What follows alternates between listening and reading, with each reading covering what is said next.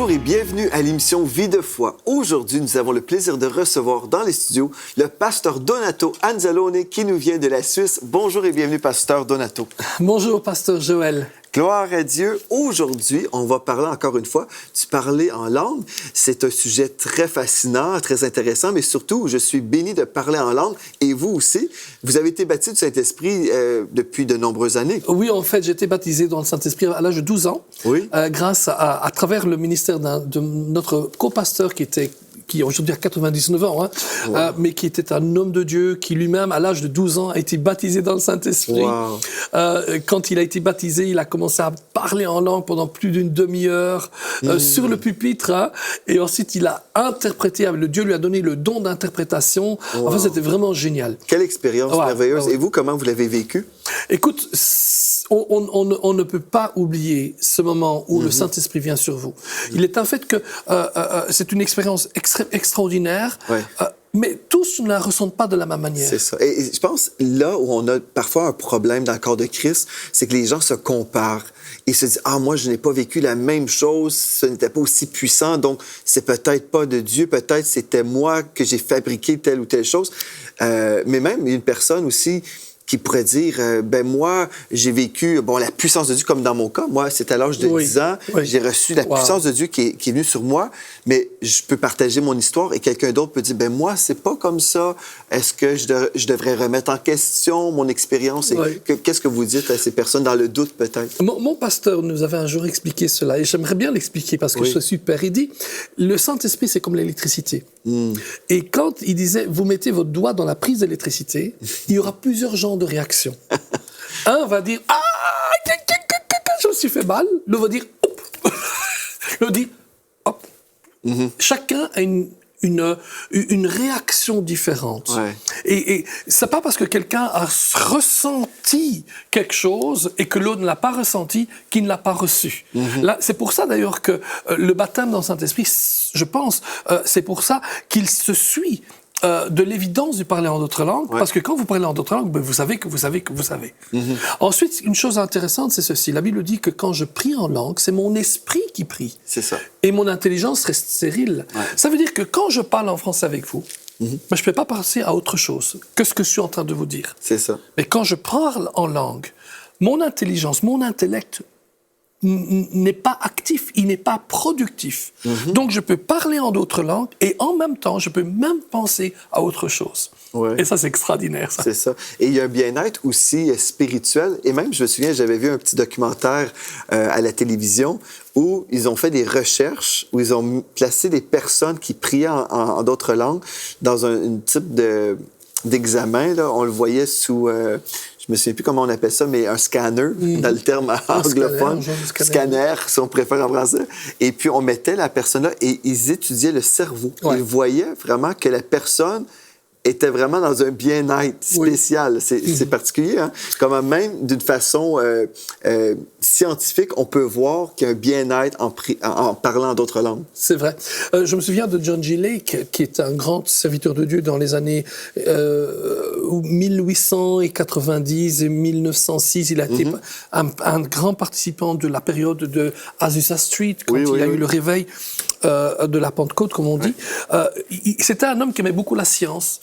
Et il avait demandé que pendant qu'il lit des psaumes sous l'onction de Dieu, qu'on puisse voir ce qui se passait. Et il y avait vraiment dans son cerveau, les cellules, c'est comme si elles grossissaient pendant qu'il lisait le psaume sous l'onction de Dieu. Alors que quand il le lisait comme ça n'est pas la même chose. Il y a vraiment quelque chose de bien-être qui se passe quand on est baptisé. On s'édifie dans notre esprit, on ressent la présence de Dieu. Exactement. Et c'est tout à fait biblique et c'est merveilleux. On peut dire oui à la volonté de Dieu et l'expérimenter si on veut. Gloire à Dieu. Il y a quelqu'un qui m'a déjà posé la question, est-ce qu'on est obligé de parler en langue? Non, on n'est pas obligé d'être béni non plus. Hein? On n'est pas obligé d'être guéri, on n'est pas obligé de recevoir les cadeaux de Dieu, mais nous pouvons dire oui et bénéficier de tout ce que Dieu en réserve pour nous. Gloire à Dieu. Là, aujourd'hui, on va passer du temps en parlant de la signification du parler en langue. Oui. En fait, quand on est baptisé dans le Saint-Esprit, on l'a vu déjà dans les émissions précédentes, que le baptême dans le Saint-Esprit est une expérience qui suit la nouvelle naissance. D'abord, on est né de nouveau, l'Esprit Saint vient en nous, mais ensuite, on est baptisé dans le Saint-Esprit, et là, on peut dire que c'est l'Esprit Saint qui vient sur nous. La Bible dit « et il descendit sur nous ». Lorsque nous sommes nés de nouveau et nous sommes baptisés par l'Esprit dans le corps de Christ, mais la puissance de l'Esprit Saint vient sur nous lorsque nous sommes baptisés dans le Saint-Esprit. C'est deux choses différentes. Jésus n'avait pas besoin d'être né de nouveau, on est d'accord avec ça. C'est ça, ouais. Il était Dieu. Amen. Ouais. Mais lorsqu'il s'est baptisé dans l'eau, la Bible dit que le Saint-Esprit est venu sur lui comme une colombe. Et je crois qu'on doit vraiment comprendre cette double œuvre du Saint-Esprit. Ouais. En nous, lors de la nouvelle naissance, et sur nous, une puissance. D'ailleurs, il le dit dans Actes, au chapitre 1, verset 8.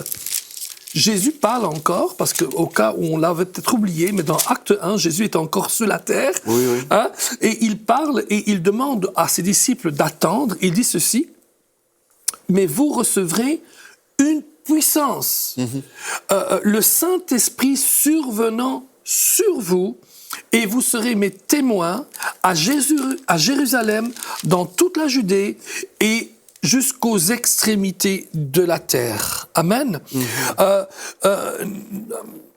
Il faut maintenant qu'à partir du moment où nous sommes baptisés dans le Saint-Esprit, déjà quand on est né nouveau, mais encore plus quand on est baptisé dans le Saint-Esprit, que nos paroles s'alignent avec les paroles de Dieu. Quand nos paroles s'alignent avec les paroles de Dieu, nos paroles ont encore plus de puissance. C'est vrai ça. Vous savez très bien, dans Proverbe, il est marqué, Proverbe 18, 21, que la vie et la mort sont au pouvoir de la langue. C'est ça. Ça veut dire que si dans le naturel, déjà, nous disons des choses qui peuvent provoquer la vie ou provoquer la mort, ou qui peuvent favoriser la vie, la santé, le bien-être, la bénédiction, ou favoriser la mort, à combien plus forte raison, une fois que nous sommes baptisés dans le Saint-Esprit, nous pouvons prier en d'autres langues. L'apôtre Paul dit « Je prie avec mon esprit, et avec notre esprit, nous changeons les choses. » Amen, amen. Et je pense aussi à Proverbe 4. C'est souvent un texte qu'on va lire quand on veut parler de la guérison divine, par exemple. Mais au verset 24, Proverbe 4, amen. Verset 20 Absolument. À 23, par exemple, c'est super merveilleux. Mais au verset 24, « Écarte de ta bouche la fausseté, éloigne de tes lèvres les détours, et garde tes yeux... que tes yeux regardent en face et que tes paupières se dirigent devant toi. Considère le chemin par où tu passes et que toutes tes voies soient bien réglées. » Ça, c'est merveilleux. Mais ce que je veux souligner, c'est en rapport avec nos lèvres. Écarte de ta bouche la fausseté. Comme vous dites, il y a tellement cette puissance dans nos paroles, en français, en anglais. On peut bénir nos enfants, on peut bénir nos finances, notre foyer, on peut déclarer la parole de Dieu, comme on peut aussi se maudire. Mais là, dans nos prières aussi, si on livre nos lèvres au Saint-Esprit, nos lèvres, justement, peuvent nous empêcher de prendre des détours, n'est-ce pas? C'est vrai. Parce que des fois, comme vous avez mentionné dans Romains, chapitre 8, versets 26 et 27, parfois, on ne sait pas trop comment prier. Il y a des situations qui sont terribles, et puis humainement, si on doit prier et juste dire, « Seigneur, fais ceci ou cela », et peut-être Dieu dit, « Non, j'ai quelque chose de supérieur à tout ça », mais nous, mentalement, on ne connaît pas la solution de Dieu. Donc, à ce moment-là, c'est préférable de simplement dire, OK, je vais prier pour telle chose, mais là, je prie en esprit. Et là, l'Esprit de Dieu commence à intercéder à travers nous. Et là, Dieu fait des miracles. Je me souviens d'un témoignage d'une sœur dans le Seigneur, Cindy Jacobs, peut-être que vous connaissez cette sœur, mais elle témoignait qu'elle était en train de prier en esprit. Et puis, je pense que c'était quelqu'un dans sa famille qui devait se rendre chez elle. Mais l'Esprit de Dieu vraiment lui disait, tu dois prier pour, en tout cas pour le véhicule. Et puis, elle prie pour son frère et sa sœur, je ne sais pas trop, mais la famille, elle prie. Et puis quand ils arrivent à la maison, ils ont témoigné finalement qu'ils ont eu un problème mécanique avec la voiture, que la roue était pour partir, mais finalement, Dieu les a protégés surnaturellement. Mais là, elle a pu comprendre que c'est pour ça que Dieu me faisait prier pour leur voiture. Et puis, mais elle ne pouvait pas le savoir humainement. C'est pas humain, là. C'est spirituellement discerné et c'est aussi dans la prière, d'une façon surnaturelle, qu'elle a prié. Et Dieu a protégé la famille. Il y a de nombreux... C'est excellent comme témoignage, là. Ça me rappelle aussi une situation quand mes beaux-parents devaient venir des Pays-Bas, de la Hollande, pour l'anniversaire de mes enfants, de ma femme et de mon fils. C'était tous les deux au mois de mai.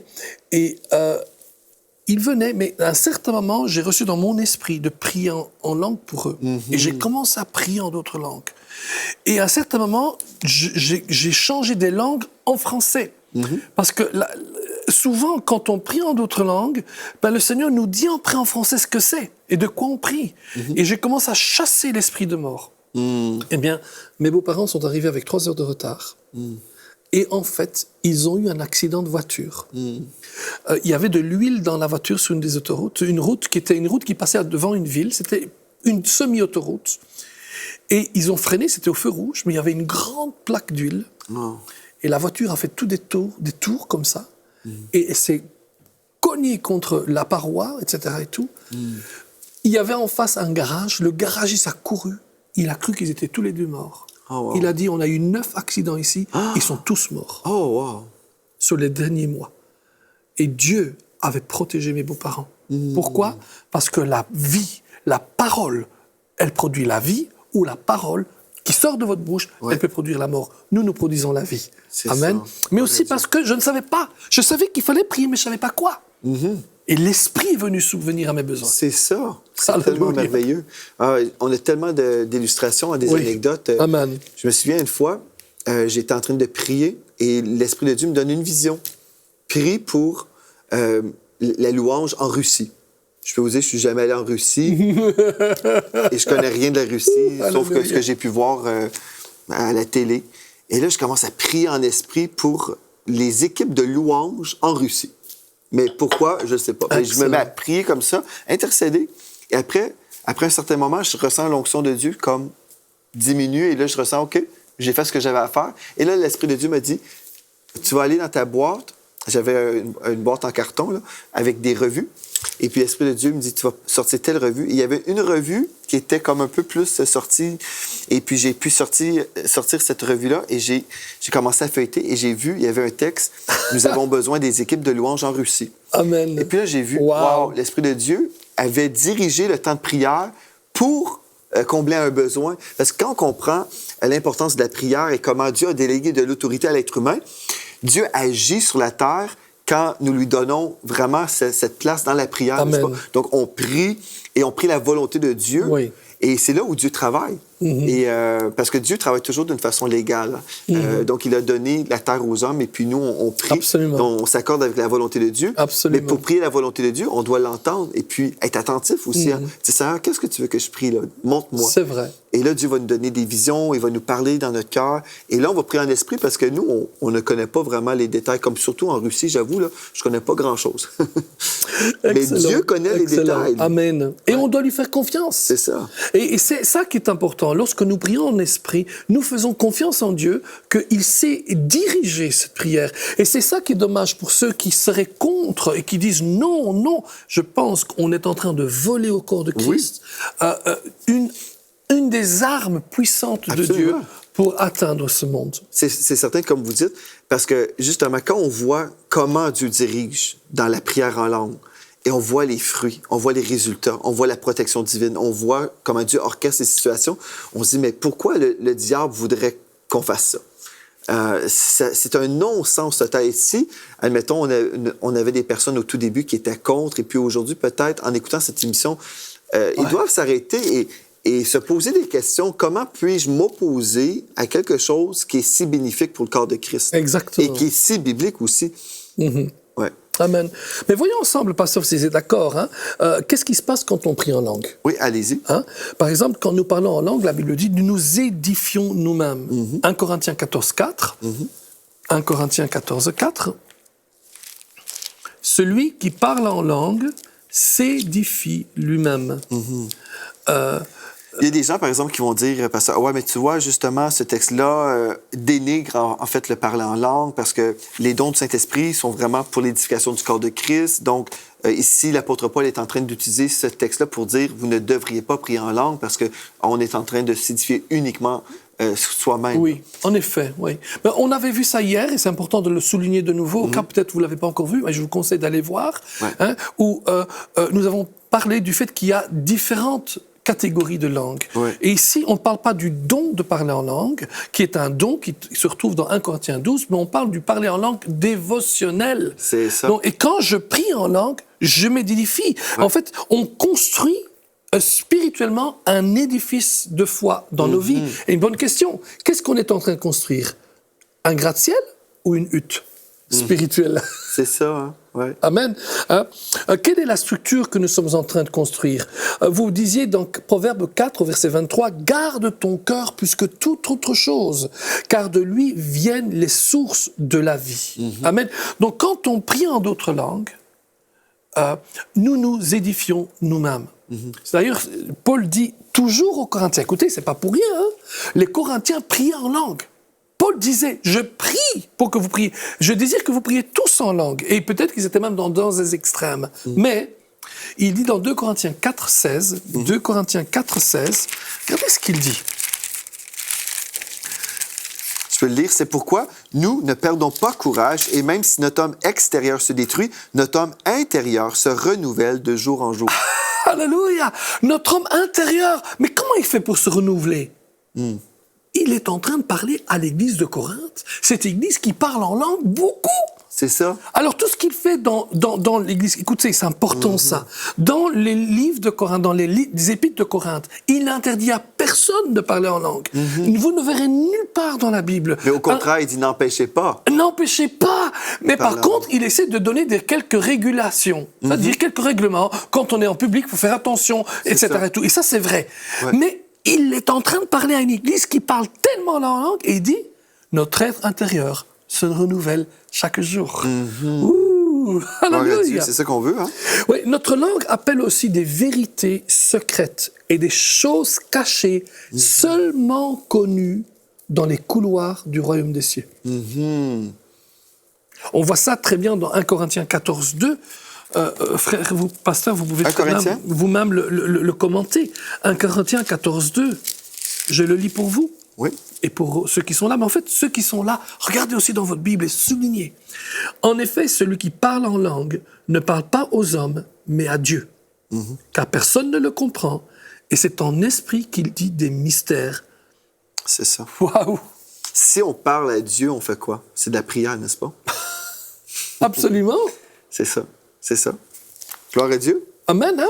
Et il dit, c'est en esprit qu'on dit des mystères. Ouais. Et ce mot mystère parle de choses qui sont cachées, de secrets. En général, ce sont des mystères, des secrets, même des fois religieux, confiés seulement à des personnes, des initiés, si on veut. C'est ça. Mais c'est une chose cachée. On peut parler du conseil caché, un conseil de Dieu. Le Seigneur dit, quand nous prions des mystères. Amen. Il y a des gens qui veulent vivre le surnaturel de Dieu, mais qui n'ont pas forcément soif du baptême du Saint-Esprit. Ouais. Mais je pourrais vous dire, là, je ne connais personne qui opère dans les dons du Saint-Esprit, qui vivent pleinement vraiment la puissance de Dieu sans être baptisé du Saint-Esprit. Je n'ai jamais rencontré une personne comme ça. Il y a des gens qui disent « Ah non, moi je veux rien savoir du parler en langue, là, mais je veux vivre les autres choses. Je veux des visions, je veux des paroles de connaissance. » Mais vraiment, quand on s'abandonne au Seigneur puis on se met à prier en d'autres langues, c'est là où on reçoit des visions. C'est là, moi, c'est vraiment comme la porte de l'activation dans mon expérience de vie. Faut dire que c'était à 10 ans aussi que j'ai été baptisé du Saint-Esprit, mais après ça, on commence à recevoir de Dieu des visions, des songes, et tout commence à couler comme une rivière, hein, parce que l'Esprit de Dieu comme coule et déversé en nous. Et là, on reçoit de Dieu toutes sortes de choses. Et il y a tellement d'histoires, je me souviens même, mon épouse avait reçu un songe révélant une situation dans un ministère, et puis la révélation est venue 1 an à l'avance. Donc, des fois, Dieu nous prépare aussi. On prie des mystères, on peut protéger des personnes, on peut secourir des personnes. Dieu prépare de toutes sortes de façons. Et même, moi, je pourrais même vous dire qu'on peut même prier en langue, même pendant notre sommeil. C'est spécial, mais on peut même avoir des songes et prier Absolument. en langue et même Absolument. se voir en train de prier en langue, même dans nos rêves. C'est spécial, hein? Amen. Mais pourquoi pas? Oui, absolument. Mais en fait, la prière en langue est une prière qui ouvre la porte du surnaturel. Ça ne veut pas dire que Dieu ne peut pas utiliser d'autres gens. On voit par exemple dans l'Ancien Testament, certains n'étaient pas, ils n'étaient pas baptisés dans le Saint-Esprit, que ça n'existait pas encore, mais ils recevaient les dons, etc. et tout. Mais la différence avec l'Ancien Testament et le Nouveau Testament, avant, l'Esprit de Dieu était seulement sur des prophètes, des apôtres, des rois et des sacrificateurs. Ouais. Aujourd'hui, c'est sur toute chair. C'est ça. Amen. Alors, le Seigneur peut peut-être utiliser une ou deux personnes de manière surnaturelle, mais ce que Dieu veut, c'est pas utiliser une ou deux personnes, il veut que toute chair soit utilisée. Parce qu'il y a un énorme travail à faire. Le Seigneur veut utiliser les chrétiens pour apporter la moisson des âmes dans le Seigneur. Amen. Amen. Amen. Gloire à Dieu. Lorsque nous parlons en langue, c'est une rampe de lancement dans l'esprit, activant une explosion de foi dans les domaines de notre vie. Dans tous les domaines de notre vie. Chaque fois que je me trouve face à des défis, je crois que vous l'avez mentionné vous-même il y a quelque temps, mais chaque fois qu'on se trouve face à des défis, lorsque même notre fille était handicapée, pour ceux qui ne savent pas, notre fille est née handicapée, elle ne pouvait ni marcher, ni parler, ni avoir de motoricité correcte, elle n'arrivait pas à prendre correctement les objets et tout, mais par la puissance du parler en langue, nous avons commencé à édifier notre foi. Nous avons commencé à croire que Dieu voulait la guérir. Et je vous assure, personne ne peut me dire que ça ne vient pas de Dieu. Amen. Et Gabriela a été complètement guérie grâce à cela, grâce à la puissance de la parole dans mon intelligence, mais aussi la puissance de la parole en d'autres langues. Souvent, on essaie de parler et de prier avec nos émotions quand on prie dans notre propre langue. Et quand on prie en d'autres langues, selon les langues de l'Esprit, notre langue dévotionnelle, le Saint-Esprit prie. C'est lui qui prie, c'est lui qui intercède parmi nous. Et lui, il prie toujours avec foi, et toujours selon la volonté de Dieu. Si moi, je peux encore me tromper, lui ne se trompe jamais. C'est ça. Et comme vous dites, des fois, les gens vont prier selon leurs sentiments. Ils vivent une épreuve. Et puis, je me souviens même des fois dans nos temps de prière en Église, avant la réunion, il y a un temps de prière. Et puis, des fois, il y a des gens qui arrivaient, qui avaient vécu des épreuves dans la semaine. Et puis, on entendait des personnes prier, même en larmes parfois. Et des fois, quand on voit des larmes, on s'imagine, la personne est dans l'intercession, dans l'esprit. Mais c'est pas forcément le cas. Des fois, j'entendais des gens dire, « Oh Seigneur, ma semaine a été terrible, j'ai vécu telle épreuve. » Et puis, prier à haute voix ses besoins ou ses défis personnels. Et je me disais, mais c'est pas du tout ça qu'on devrait faire en ce moment. Et c'est pas du tout édifiant. Non, c'est pas du tout édifiant.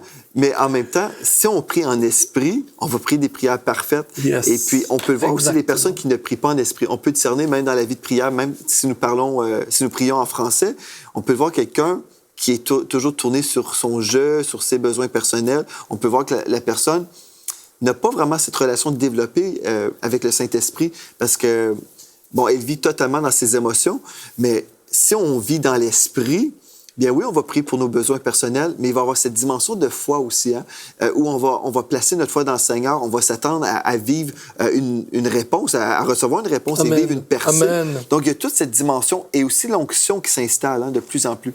C'est vrai, absolument. Ouais. Et on s'édifie. Oui, on vient de le dire là. La Bible dit dans Jude 20, il n'y a qu'un seul chapitre en Jude. Pour vous, bien-aimés, vous édifiant vous-même sur votre très sainte foi. Comment? En priant par le Saint-Esprit. Amen. Donc, plus nous prions en d'autres langues, pasteur, plus nous commençons à édifier notre foi. Mais la foi ne vient pas du prier en langue. La foi vient de quoi? De la parole. Romains 1, 17. Or, la foi vient de ce qu'on entend et ce qu'on entend de la parole de Dieu. Oui. Et je crois que plus on prie en langue, plus les paroles que nous recevons de la parole de Dieu commencent à avoir un effet encore plus puissant et plus fort dans notre vie. En tout cas, c'est comme ça que nous, on le vit tous les jours. Amen. Gloire à Dieu. En terminant cette émission, j'aimerais ça prendre le temps juste de lire 2 Corinthiens chapitre 13 au verset 13 ici, en parlant de cette relation avec Dieu dans la prière. Ce texte-là, je trouve que c'est vraiment un texte important que des fois, les gens vont ignorer. Ils vont penser que c'est juste une belle petite politesse, une conclusion de l'apôtre Paul. Mais le texte nous dit que la grâce ou la faveur ici, que la grâce du Seigneur Jésus-Christ, l'amour de Dieu et la communion du Saint-Esprit soient avec vous tous. Et si on s'entend que Dieu veut qu'on soit en communion avec le Saint-Esprit, bien cette dimension de la prière en langue, c'est justement ça. Nous sommes en communion avec le Saint-Esprit parce que on abandonne notre raison, si on veut, pour sa raison. On dit, Seigneur, c'est pas important que je réfléchisse et que je connaisse tous les détails. Ce qui compte, c'est que je connecte avec ton esprit. Et là, je prie en langue. Et puis, vraiment, là, je ressens l'onction de Dieu qui vient aussi, qui se manifeste d'une façon tangible. Et là, je suis en communion avec le Saint-Esprit et c'est lui qui fait le miracle, le miraculeux. C'est lui qui répond aux prières. Et après, on dit, wow, Seigneur a agi, le Seigneur est intervenu à maintes reprises dans telle situation. Et quand je regarde ma vie, je vois vraiment comment Dieu a été fidèle. C'est merveilleux. Donc, Amen. Je suis certain que vous avez cette même expérience. Oui, pasteur, écoutez, parler en langue, c'est le langage du Saint-Esprit. Et avoir cette intimité avec le Saint-Esprit est tellement importante. Quelquefois, les gens, quand ils parlent du Saint-Esprit, ils parlent de lui comme d'une puissance, comme d'une chose. Non, c'est une personne. C'est la troisième personne de la Trinité. Que je sache, c'est toujours Dieu le Père, Dieu le Fils et Dieu le Saint-Esprit. Le Saint-Esprit est Dieu et il désire parler et communier avec nous. La communion du Saint-Esprit. Amen, gloire à Dieu. Mais pasteur Donato, j'aimerais vous inviter à prier pour les personnes à la maison qui veulent se préparer là, vraiment à recevoir pleinement ce que Dieu en réserve pour eux, dans la puissance du Saint-Esprit, si vous voulez. Oui. Maintenant et demain aussi, on veut prier pour le baptême. Tous ceux-là, toute la semaine, on est en train de bâtir votre foi. Vous pouvez recevoir même aujourd'hui. Il n'y a pas de limite.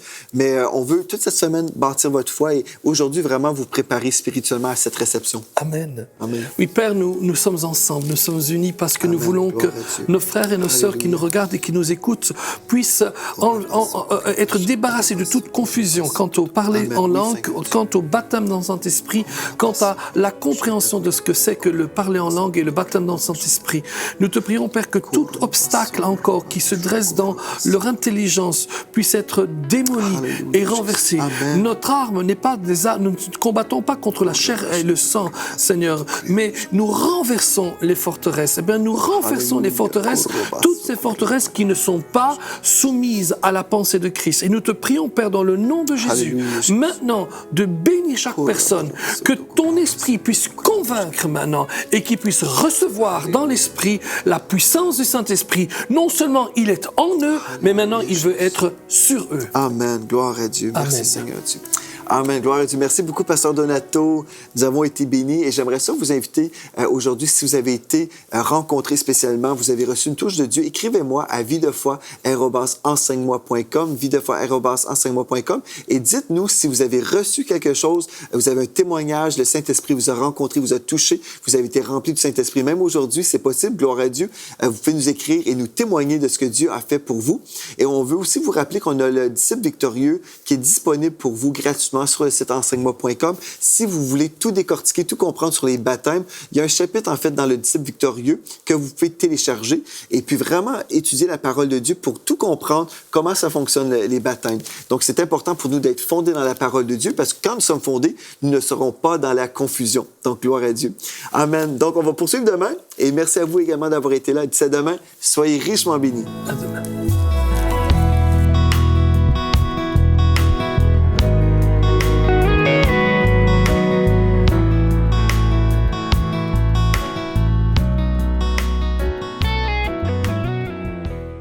Cette émission a pu être réalisée grâce au précieux soutien des partenaires d'Enseigne-moi Canal International. Retrouvez tous nos programmes sur emcitv.com.